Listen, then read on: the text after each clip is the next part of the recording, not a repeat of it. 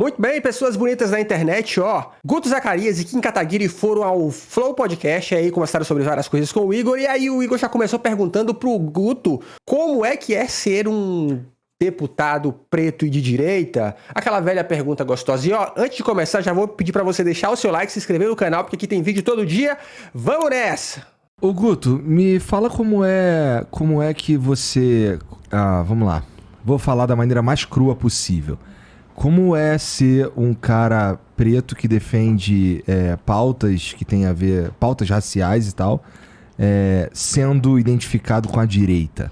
Se esse é um tema, um aspecto social geralmente associado à esquerda. Cara, vou perguntar, não fiquei vendo o celular de má educação, eu recebi alguns comentários. Cara, assim, tá vendo Orkut, Kim? Tanca o liberal capitão do mato. Kim e o capitão do mato são ricos e vem com papo de liberal. Tira esse africano daí. É assim que a gente vive aqui. Isso aqui nos comentários de agora. Eu recebi agora. Ué, mas aí é comentário racista. Não tem nada a ver aí com ser de direita e esquerda ainda, Kim. Digo, Guto. É assim, né? O que acontece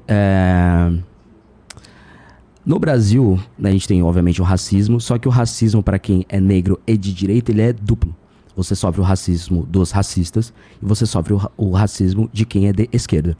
Independente de ser negro, ou seja, o movimento negro, ele defende os negros quando eles são negros de esquerda. Se você é um negro de direita, você sofre o racismo dos racistas e os racistas e racismo também do movimento negro. Recentemente... Não, peraí. Eu acho que o que o Guto tá fazendo aqui é a famosa confusão, tá? Por quê?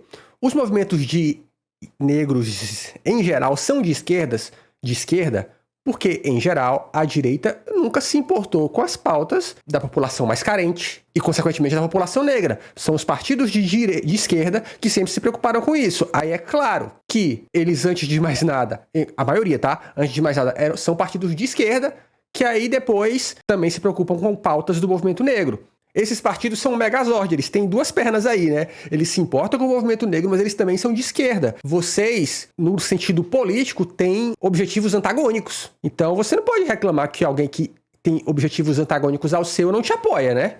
No meu segundo discurso, né? No meu primeiro discurso na Lesp, eu coloquei um vídeo do Arthur Duval. Puta, tu pede pra se fuder também. Não, mas é um vídeo pacífico do Arthur Duval, falando que eu não sou um deputado pra fazer revanche com os outros deputados.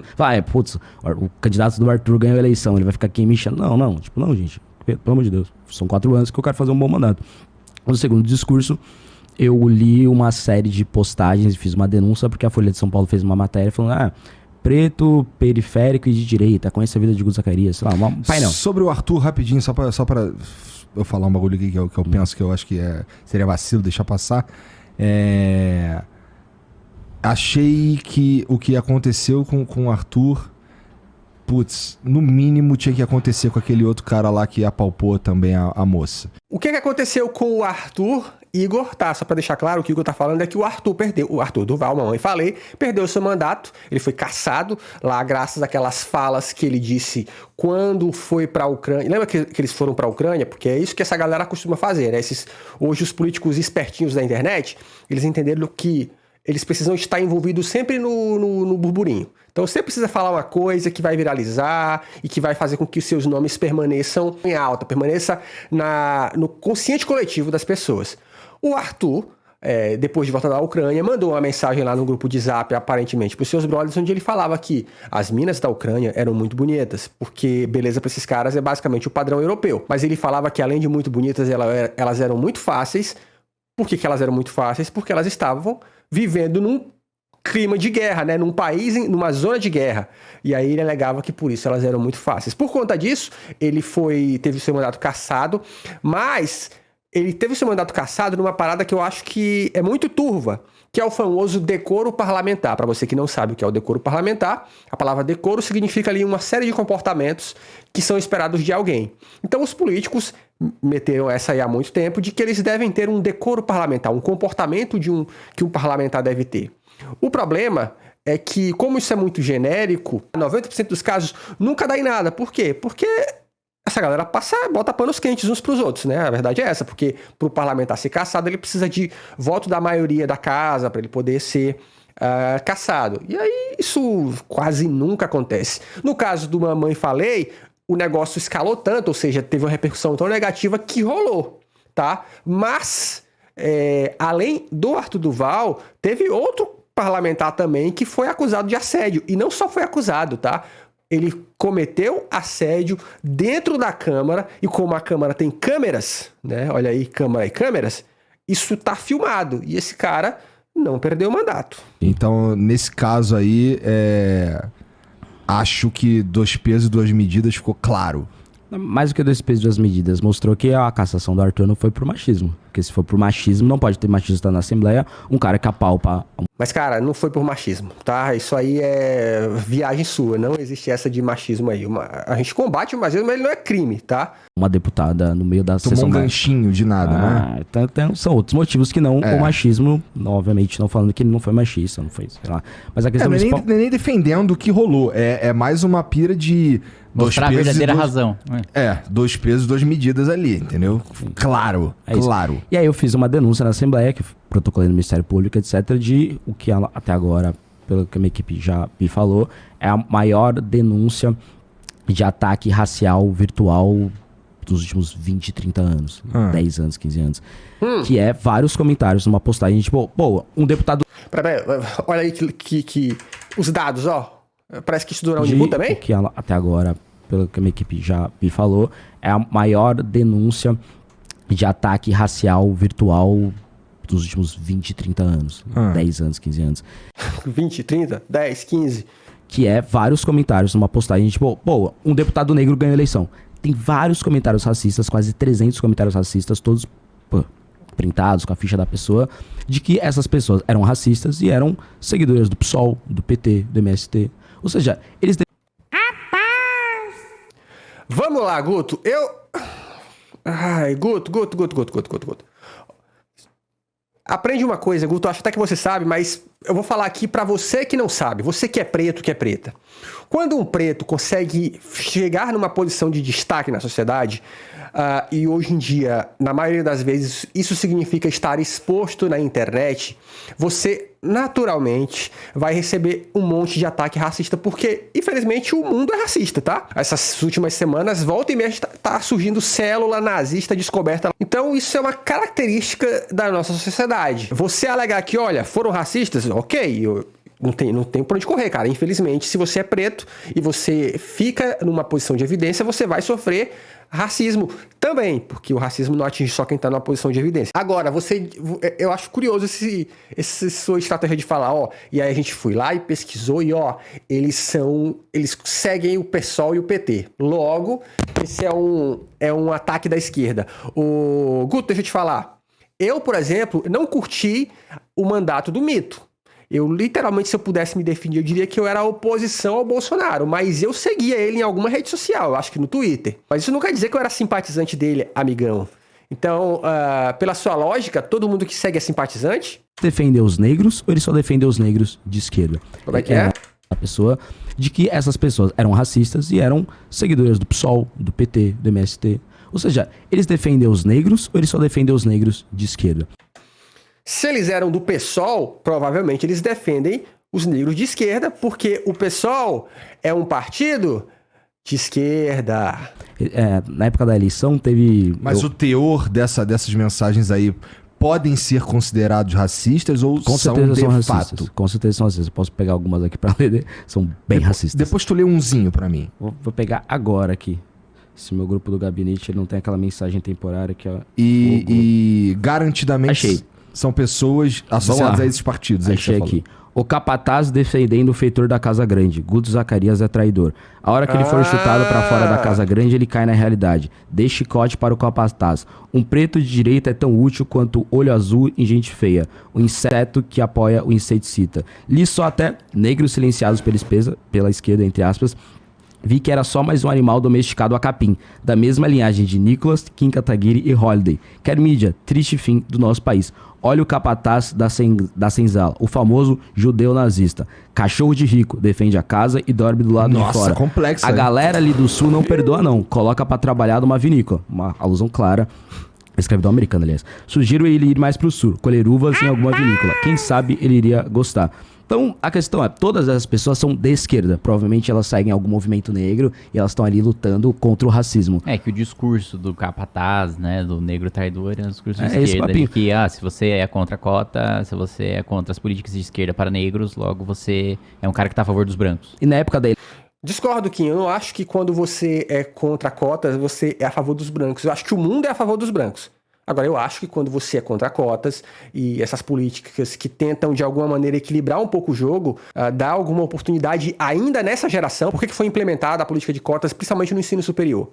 Porque no Brasil tem estatísticas que falam disso, que o cara de nível superior ganha 3 vezes mais que alguém que só tem o ensino médio. O que a galera que é contra as cotas vive argumentando é dizendo que não deveria investir no ensino superior, tem que investir na educação básica. E aí faz parecer que é bonito. Só que, de novo, quem é que está na educação básica?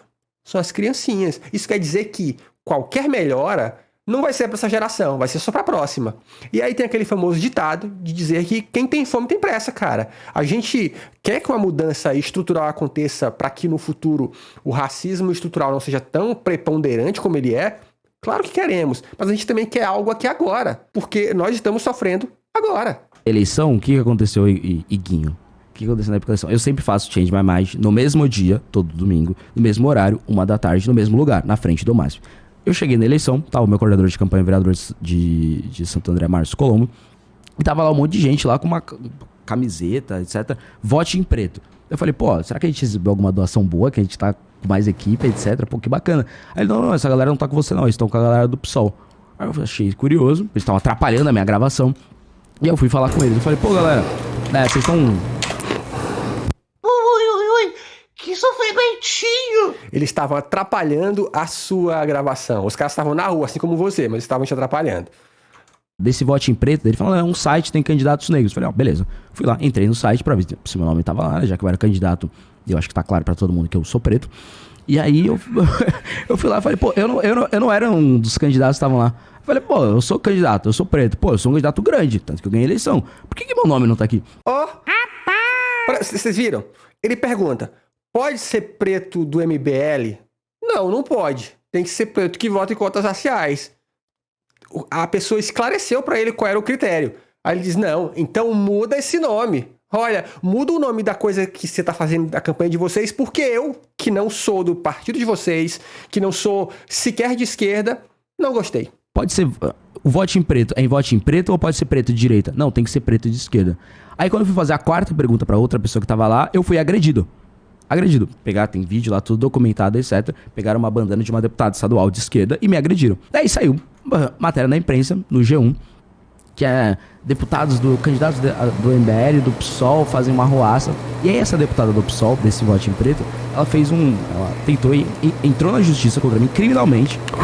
E nas provas de que eu agredi ela, ela coloca um vídeo meu sendo agredido. E do Beraldo, com o logo do MBL lá, com a marca d'água do MBL. Eu falei, não, olha o que aconteceu. O movimento negro estava fazendo uma manifestação na Avenida Paulista. Tinha um candidato, jovem, preto, periférico, um candidato preto. Ele foi agredido no meio da Avenida Paulista, no meio da campanha dele. E o que o PSOL entra na justiça é pra prender esse cara preto. Então, tipo, Peraí. Mas quem foi que entrou na justiça? Foi o PSOL ou foi só essa deputada que você tá falando? Eu não tô no voto em preto. Eu tô sendo agredido pelo movimento negro. Então... Mas você não tinha que estar no voto em preto, meu amigo, porque você... não faz parte da coligação dos caras. O seu negócio era o quê? Era vote MBL, sei lá. Qualquer outra coisa. Era vote em Guto. A sua parada era personalista. O deles era coletivo. Você não queria essa coletividade. O movimento negro, hoje em dia, ele tá trabalhando pelos pretos ou ele tá trabalhando pela esquerda? Historicamente, quem se importa com as dores das pessoas pretas, que consequentemente também são as pessoas pobres, são os movimentos de esquerda. Como o movimento preto é um movimento de esquerda, é natural de que ele fique ligado aos pretos de esquerda. Se o preto é de direita, quem ele tem hoje? O MBL? Vocês se consideram alguém assim? Aparentemente sim, né? Que o Holiday veio daí e você tá aí. É claro que tá pela esquerda, né? Eu falei no discurso, pra não me alongar aqui. Teve uma deputada recentemente do PSOL, não vou citar o nome dela, que é uma pessoa que eu gosto, mas discordo politicamente. Ele acabou de reclamar. O voto em preto não tinha lá o nome dele como na lista, né? Mas agora ele tá falando de outro deputado, mas não vou citar o nome. Ela começou a citar os deputados pretos da Assembleia. Eu falei, não, calma aí, pô. Eu sou preto, não foi citado. Ela só citou os deputados pretos de esquerda. Tipo, tem tal deputada, tal deputado, tal deputado, etc. Eu falei, pô, como assim? Eu não sou preto? Porque o que acontece? Eles não suportam... O que acontece é que você aparentemente tem uma rixa com essa deputada aí que você tá falando, porque você nem citou o nome dela, e aí você tá reclamando porque ela não citou o seu. A gente não sabe onde isso começou, mas aparentemente vocês têm uma rixa. Então não tem a ver com você ser preto, amigo. Tem a ver com você ser você. Então, o fato de que os negros não foram segregados para a esquerda, que os negros eles são livres, que os negros tomam suas próprias decisões. E você não tá falando nenhuma novidade, porque afinal de contas você é um negro e você tá aí, ó, de direita. Feliz aí, feliz e contente, inclusive, eleito. E lugar de mulher é onde ela quiser. Lugar de gay é onde ele quiser. E lugar de preto é onde ele quiser. Inclusive no movimento de direita, inclusive no partido de direita, inclusive não nessa casa grande que eles colocam, mas sim na casa da Assembleia Legislativa do Estado de São Paulo, sem passar pano pro mensalão, sem passar pano pro petrolão e sem passar pano pra esse tipo de vagabundagem. Ó, vocês viram o que ele acabou de fazer aí? Eles precisam o tempo todo criar esse atrito com quem? Com o PT, que você viu que nem tava na conversa aí. Por quê? Esses caras só conseguem se eleger surfando esse hype. O Kim Kataguiri, nessa última eleição, já recebeu menos votos do que na eleição anterior.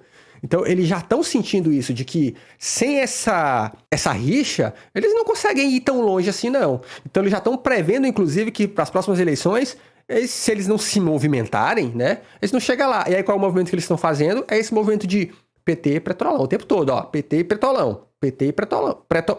Petrolão, tá? É isso que é ser um preto de direita no Brasil, igual. A gente sofre racismo dos racistas e sofre racismo da pessoa de esquerda. Não, amigo, você sofre racismo puro e simples, né? Você tá tentando aí fazer essa jogadinha, mas, cara, é só racismo puro e simples. Parece uma posição complicada, né? É muito fácil. Esse teu... tua construção... É claro que é fácil. Pô, o cara é deputado eleito, tá ganhando um bom salário, moleza. Difícil é pra mim aqui, ou pra você aí em casa, que lida com isso todo dia. Política foi feita de que forma, cara? Como é que tu se tornou um cara identificado a ponto de entrar pro MBL? Boa pergunta, né? Eu sempre cito o caso daquela moça muçulmana que ela tentou entrar pra... Ela tava tentando ir pra uma escola e o carro dela foi atacado porque mulheres não podem estudar, etc. E ela entrou pra política. Eu sempre cito que eu não tenho uma história dessa. Não tenho. Realmente, minha família sempre foi de direita. São pessoas negras, mas são pessoas de direita. Pessoas liberais, assim. Contra a ditadura, mas defendem as privatizações da FHC. São tucanos. A classe paulista tucana, né? Que votava no PSDB por ser contra o PT. Então eu sempre escutei nas rodas de conversa da minha família que privatização é bom, que o PT é corrupto. Eu sempre entendi isso. E eu sempre gostei de política. Sempre gostei de ler Milton Friedman, Roger Scruton. Todos os outros também. Sempre gostei de política. Então ele é dessa galera de 2013 pra cá, sabe por quê? Porque foi aí nessa época que teve os escândalos de mensalão, essa coisa toda, e aí a gente passou, literalmente, muitos anos vendo a famosa animação, né, do Jornal Nacional, com aquele duto caindo de dinheiro com o símbolo do PT e com a foto do Lula, né? Não era muito difícil crescer ouvindo ser contra o Lula, não. Não é muito difícil não, cara. Você teve toda a mídia hegemônica batendo no PT. Era muito fácil odiar o PT, odiar o Lula.